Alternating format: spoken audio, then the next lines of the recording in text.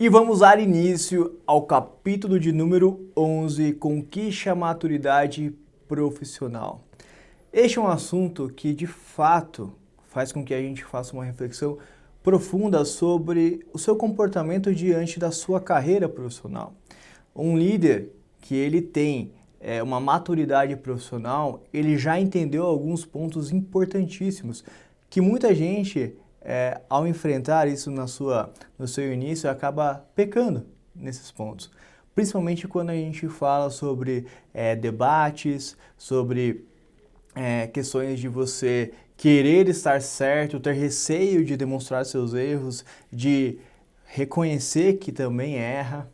Um líder que ele já atingiu uma maturidade profissional, ele é aquele que não está ligando 100% para estar certo. Não está preocupado se a sua imagem ela ficará manchada porque ele tomou uma decisão equivocada ou ele deu um direcionamento equivocado, mas ele está agindo ali para poder corrigir e seguir adiante. Ele é justamente aquela pessoa que vai focar na solução e não no problema. Ele não vai ficar criando mais problema em cima do próprio problema estabelecido. Ele foca na solução.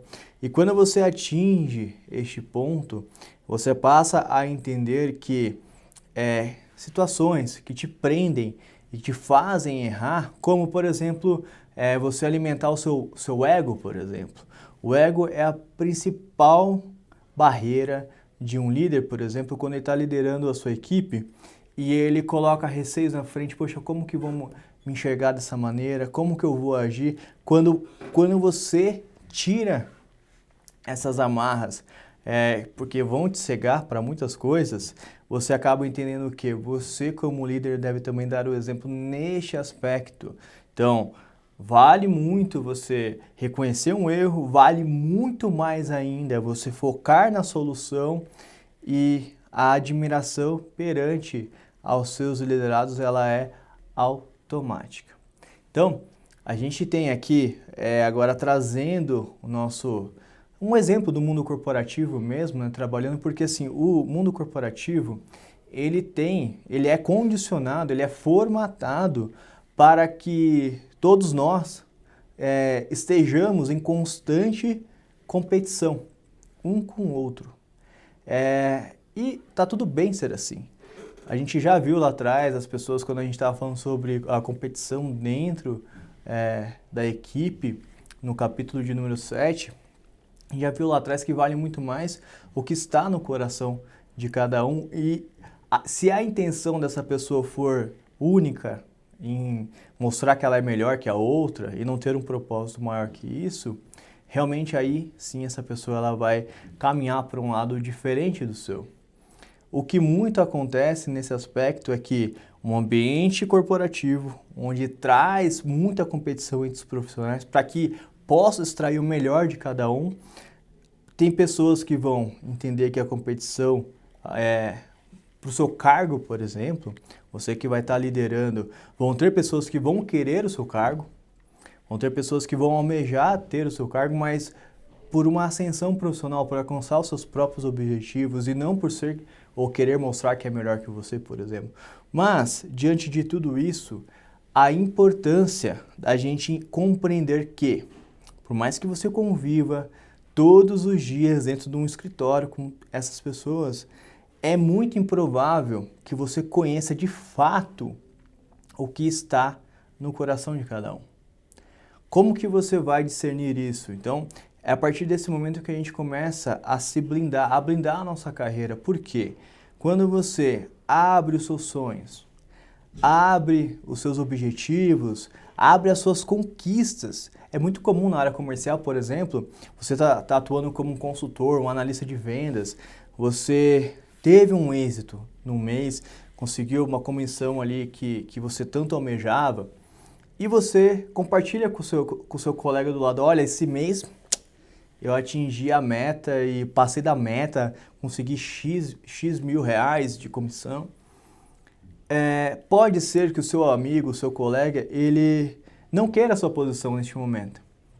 Mas você também não sabe se ele está passando por alguma dificuldade, se ele está passando por alguma ocasião na vida dele que possa levar com que ele não enxergue a sua atitude, as suas falas, a sua conquista com bons olhos. Porque, no fundo, ele também deveria ter aquele desempenho. E aí você acaba trazendo como retorno para você algo que você não precisava carregar, algo que você não precisava nutrir. E tudo que a gente está estabelecendo agora são questões de base, mas que são muito comuns de acontecer, onde você estabelece, olha, eu tenho desejo, eu tenho um sonho de atingir tal patamar, e você atinge, aquela pessoa não. Enfim, você acaba gerando situações para você, por isso que é muito importante você estabelecer e ter critérios claros para saber com quem você vai falar. E para a gente começar a entender isso, é muito importante também você discernir quem você vai ouvir. É muito comum você ouvir pessoas em que não necessariamente elas tenham capacidade de dar aquele conselho para você, aquele direcionamento, e você acabar acatando, porque você em algum momento achou que aquilo pode fazer sentido. Então você também se blindar nesse sentido vai fazer com que a sua carreira profissional, a sua jornada profissional, ela seja coesa, ela seja forte, ela seja, não seja algo momentâneo.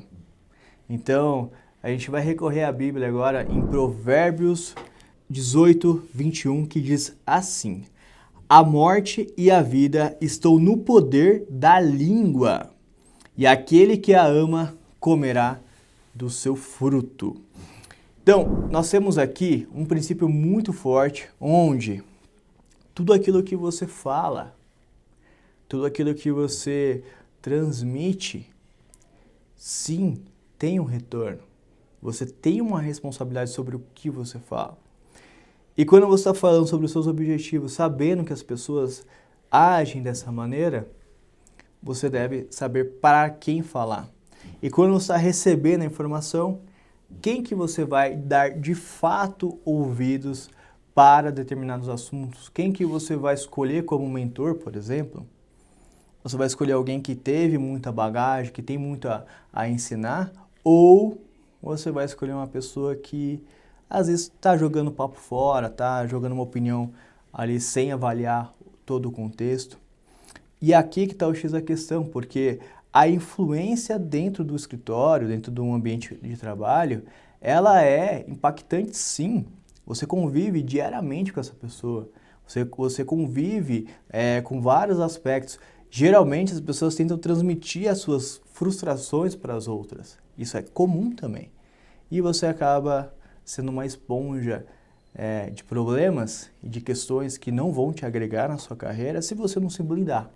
Então, aqui vale um princípio muito importante para a sua carreira. Primeiro, selecione o que você fala. Selecione para quem você fala. Depois você vai selecionar quem você escuta e o que você escuta, para que você possa depois dar os próximos passos. Eu quero trazer agora mais um exemplo da Bíblia, que diz assim: quem anda com os sábios será sábio, mas o companheiro dos tolos sofre aflição. Provérbios 13, versículo de número 20.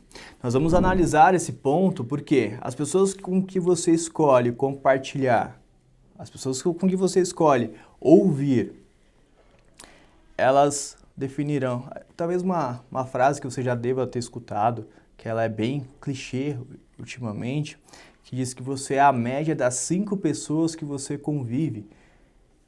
Isso também é uma verdade, isso também está aqui, a gente acabou de falar na Bíblia. Mas só que você está no controle disso. Você faz o discernimento de quem você deve ouvir, com quem você deve compartilhar as suas questões. Vamos analisar agora o comportamento de Jesus ao ser questionado pelos fariseus. E mais uma cena, não foram uma nem duas, foram muitas cenas relacionadas a isso, onde esses fariseus, obviamente, eles tinham ali, você já sabe, que eles tinham ali uma certa inveja de Jesus pela posição que ele estava ocupando, que deveria ser deles, né, teoricamente, na cabeça deles. E teve aquela síndrome de Gabriela que fala, olha, por que não eu, né? Então a gente trabalha muito bem essa questão agora no versículo adiante, que diz assim, em Lucas, capítulo de número 20, do versículo 1 ao 8. Certo dia, quando Jesus estava ensinando o povo no templo e pregando as boas novas, chegaram-se a ele os chefes dos sacerdotes, os mestres da lei e os líderes religiosos, e lhe perguntaram, com que autoridade estás fazendo estas coisas?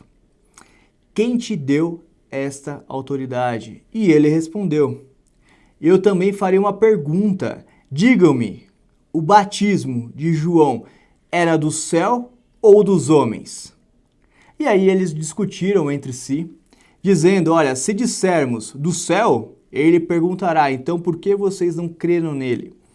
Mas se dissermos dos homens, todo o povo nos apedrejará, porque convencidos estão de que João era um profeta. Por tão pouco, e aí no caso, por isso que eles responderam, não sabemos de onde era. Disse então Jesus, tampouco direi com que autoridade estou fazendo essas coisas. E agora, nós podemos analisar que, claro, mais uma vez, da mesma forma como foi a passagem onde Jesus lembra que ele estava escrevendo no chão, ele levanta, faz um argumento, ele faz toda a análise do ambiente, faz um argumento onde deixa essas pessoas sem saída e as pessoas ao redor começam a desacreditar delas. Eles mesmos ali no diálogo, quando você observou, eles entraram numa colisão onde, olha, se a gente responder A, a gente, no caso, não vai ter saída. B, muito menos. Então, vamos responder que não sabemos. E numa posição, aí Jesus, numa posição que aqueles mestres lá, você viu a apresentação deles, né? Líderes e tudo mais, como professores também, que eles deveriam ser, um professor aí que tem um coração genuíno de querer aprender, deveria, se posicionaria de uma forma diferente, você não concorda? E é por isso que Jesus ele faz uma narrativa, ele coloca os mestres da lei ali, os fariseus, né, contra a parede, e justamente aqui que ele coloca em xeque, e aí as pessoas começam a falar, olha, então você não tem nenhum propósito por estar me perguntando tal coisa, que você não sabe nem responder o que eu te perguntei. E dentro disso, dentro desse contexto, por que Jesus, a gente já analisou o controle emocional, tudo mais, no capítulo anterior, mas aqui eu quero focar justamente no seguinte, na seguinte questão, que é Jesus, ele se posiciona de uma forma muito exemplar, ele se posiciona de uma forma muito clara, principalmente nesses debates, de forma pontual, e perceba que a atitude não é comum quem está te acusando recuar tão rápido assim. Então Jesus, quando ele faz uma pergunta, ele coloca essas pessoas contra a parede, ele reverte ali o cenário, ele também está pautado em questões que ali não estão visíveis para todo mundo, mas que pesam muito no comportamento de quem está te atacando, mas também na visão de quem está ao redor. Que é justamente, olha, Jesus, ele não tinha pecado, ele tinha uma imagem muito bem zelada, ele trabalhava com muita transparência, as palavras dele edificavam as pessoas, ele tinha a admiração das pessoas, e quando você estabelece isso, quando você está fundamentado em questões verdadeiras, quem vai te atacar sofre muito bloqueio. Porque ou ele tem que ser muito mais eficaz do que toda essa estrutura que você se posicionou, ou ele sempre vai bater e vai recuar. Que é o caso desses fariseus. Eles tentam a todo momento isso, mas não conseguem. Porque toda hora eles se vêem numa sinuca de bico e ao redor dele todas as pessoas têm o mesmo consentimento, a mesma imagem de Jesus. Então, quando a gente está trabalhando a questão da maturidade profissional, é muito importante com que você analise como que você também está pautando a sua carreira, seu posicionamento dentro das questões. Como que as pessoas estão te vendo. Já falou sobre você fechar todas essas arestas, mas para que você atinja essa maturidade, também você precisa estar respaldado em cima de transparência, em cima de verdade, em cima de questões que vão fazer com que as pessoas elas nem pensem que você pode fazer qualquer tipo de maldade em relação aos acusadores, por exemplo, em relação ao que os acusadores estão querendo fazer com você. Então, Jesus estava pautado nisso. Quando a gente fala de maturidade profissional, é você saber que isso existe. Saber que as pessoas ao redor, elas também enxergam dessa maneira. Elas também raciocinam. Elas fazem o seu próprio julgamento. E quando você garante numa postura, num posicionamento como este demonstrado por Jesus, você também garante com que essas pessoas, quando elas vão te atacar, aí você vai enfrentar diversas questões no mundo corporativo, infelizmente, de pessoas querendo ocupar seu cargo, de pessoas querendo ser melhores e não entendendo que cada um deve focar na sua caminhada, por exemplo, e acha que você é o obstáculo e não elas mesmas. Então, aqui está um princípio muito bacana, onde a gente vai estabelecer essa maturidade. Você primeiro deve reconhecer que foco na solução, sem olhar para a grama do vizinho, sem estabelecer isso como um comportamento comum. Você deve também entender que as pessoas elas naturalmente vão agir dessa maneira e você deve selecionar quem você vai falar, com quem você vai falar e quem você vai ouvir também. E saber que a sua postura estando pautada em verdade, em transparência, as pessoas ao seu redor elas farão esse julgamento também.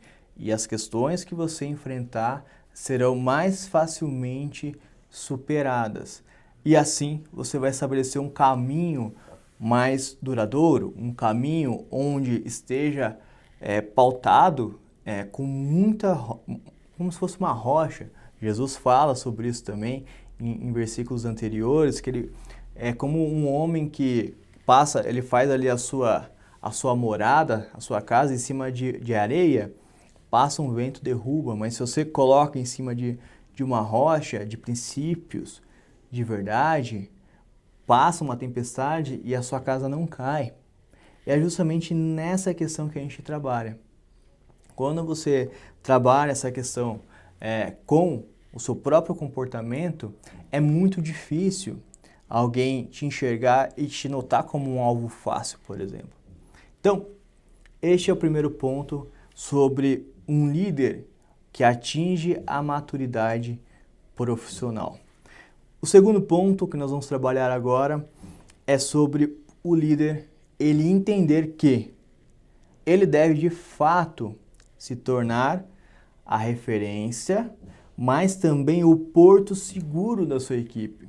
No momento de caos, no momento onde a estratégia não está funcionando tão bem assim, é natural que as pessoas, os seus liderados, vão te olhar. Vão falar, e agora? O que a gente faz? Você não está enxergando, está tudo desmoronando ao redor? E é neste momento que você vai agir.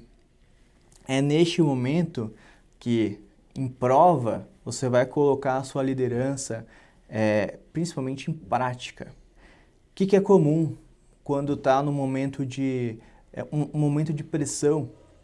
E lembrando, seus liderados nem sempre vão atingir uma maturidade profissional e você vai ter que entender isso, que você vai ter que desenvolver essas pessoas. Então, caso você está ali num ambiente de pressão, não está conseguindo bater a meta, você está buscando todos os caminhos possíveis e está engajando a equipe, mas a equipe já não está mais acreditando, já está baixando o ritmo, já não está conseguindo superar a si mesmo. Vai ser neste momento que você vai ter que agir e entender que é natural com que eles façam, eles se dispersem, eles recuem eles ficam com receio, mas também é nesse momento que você vai ter que falar para a sua equipe, olha, agora é a hora de você colocar a bola no chão. Você já deve ter escutado essa expressão em futebol, principalmente, não sei se você gosta de futebol, mas é um bom exemplo para a gente analisar. Quando o time ele não está já atuando da maneira como foi treinada, já está chutando para cima a bola, já não tá mais socando, fazendo tabela, já não está colocando em prática tudo aquilo que treinou e está perdendo, por exemplo, precisa reverter um cenário, essa é a hora que o técnico na beira do campo, ele grita, olha, é hora, coloca a bola no chão, coloca a bola no chão.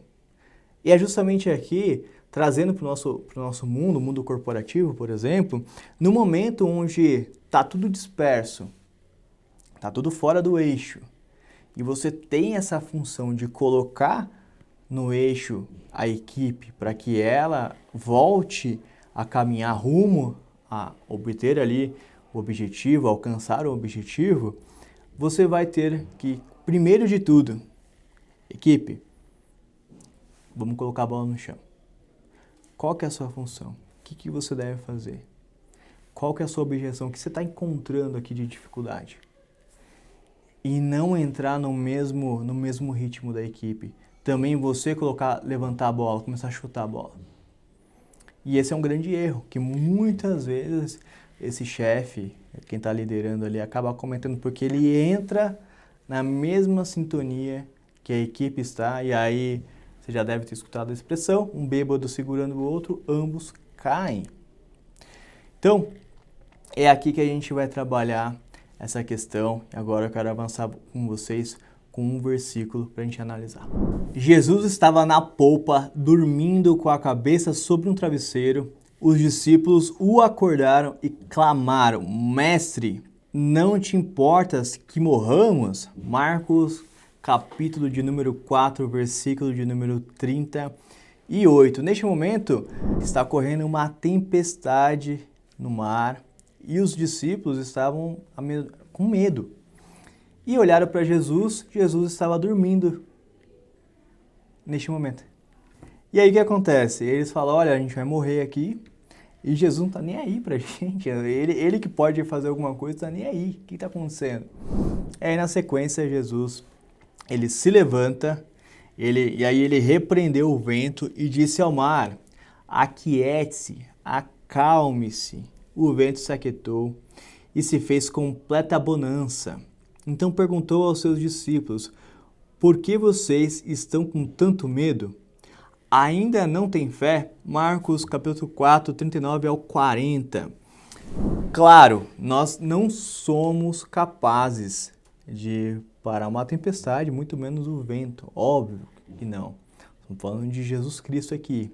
Mas vamos analisar o comportamento de Jesus. Jesus sabia quando ele iria para a cruz. Ele já tinha a segurança, já tinha falado para a sua equipe sobre o planejamento, tudo o que ia ocorrer, e já tinha treinado eles para isso. E qualquer momento de caos era passageiro, já era de se esperar isso. Mas a equipe entrou em desespero, mesmo sabendo de tudo isso, depois de ter aprendido tudo isso com Jesus. E quando ele fala, ele levanta, imagina Jesus acordando, levanta, fala para o mar acalmar, fala para o vento parar. E aí ele volta e fala para os seus discípulos, olha, você já sabe o que vai acontecer.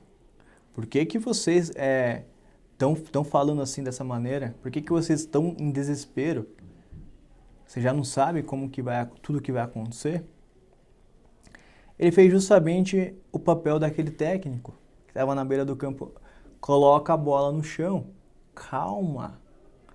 Não é nesse momento que vocês vão...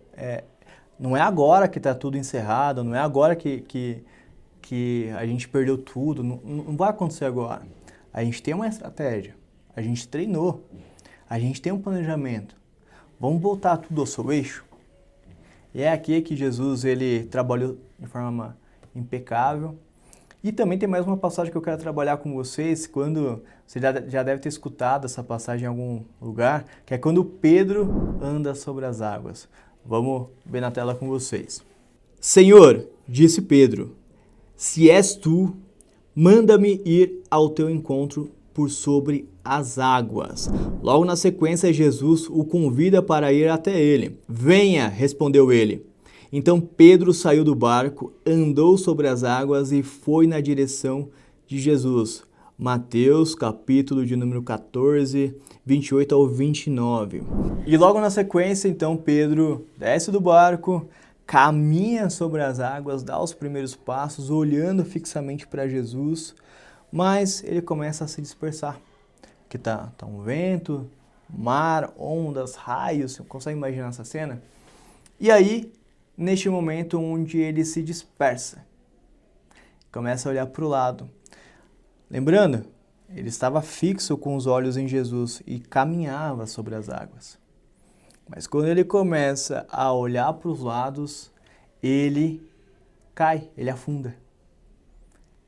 E aí a gente vai ver também como que Jesus age na sequência para vocês.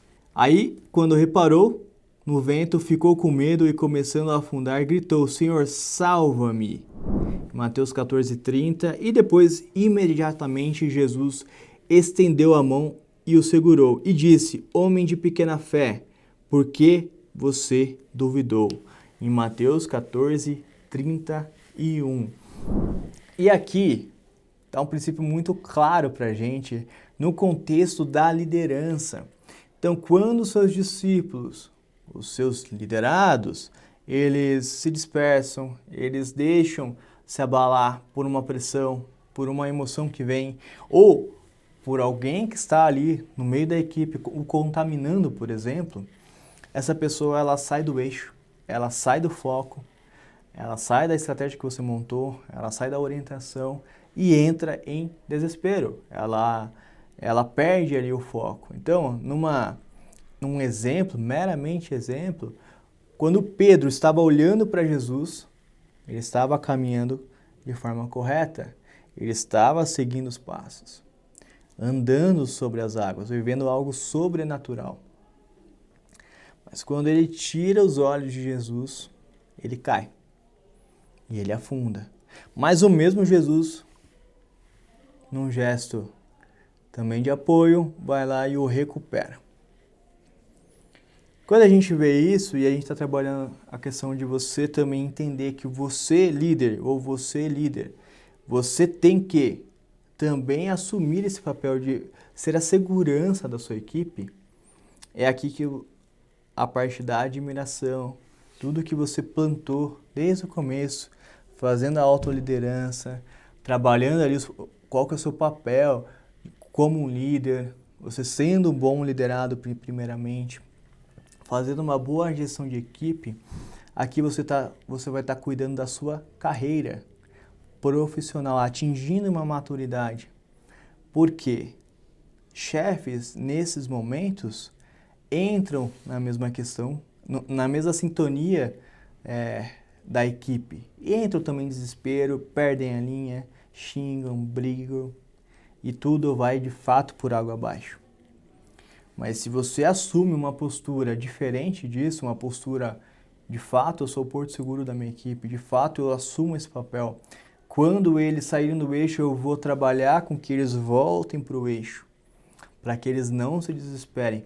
Eu confio no planejamento que foi feito, eu confio plenamente na estratégia que a gente fez e como que a gente treinou e como que a gente vem executando. E é aqui que você vai transmitir segurança para a sua equipe. Não somente para a sua equipe, mas a empresa que você está trabalhando, por exemplo, os fornecedores, os clientes no qual você está atendendo. E tudo isso transmite para todo mundo que estiver em volta. Eu quero convidar você agora para fazer duas reflexões na frase a seguir. Situações de pressão separam quem é chefe e quem é líder. Então, no momento de pressão, a gente já entendeu, o chefe ele entra em desespero e perde de fato a linha, perde a equipe, perde tudo. no momento onde ele de fato deveria ter um comportamento de segurança, de ser o porto seguro da sua equipe. Próxima frase para vocês.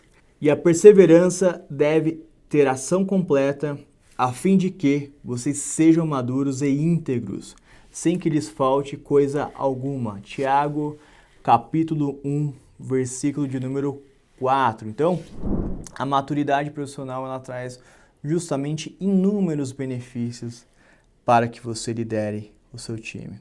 Quero convidar você a fazer a sua reflexão, preenchendo as perguntas finais deste capítulo e também te convidar para que assista o próximo capítulo para a gente fechar a sua gestão de carreira. Te espero até já!